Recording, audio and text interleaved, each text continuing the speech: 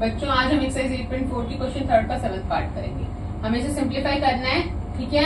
ये दोनों, ये टर्म और ये टर्म, ये आपस में मल्टीप्लाई हुए, ठीक है।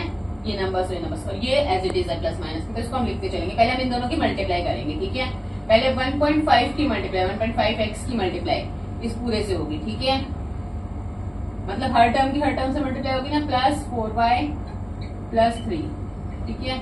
फिर माइनस 4y की मल्टीप्लाई इस पूरे से होगी 1.5x प्लस 4y प्लस 3, ठीक है।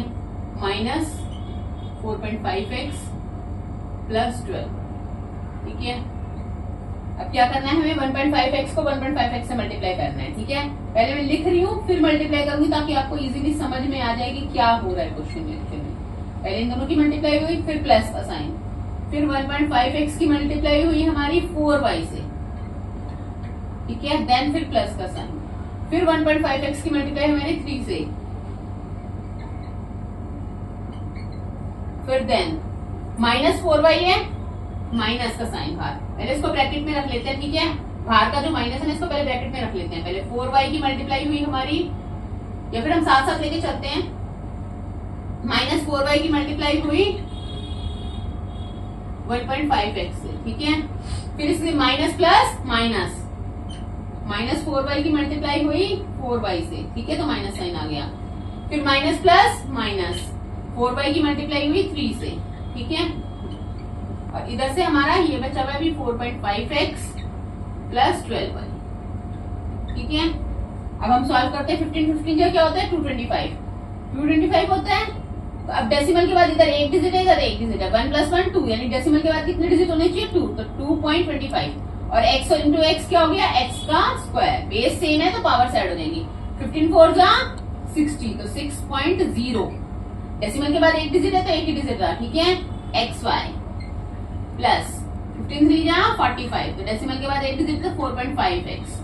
15 4 जा वही 60, 6.0 xy, ठीक है।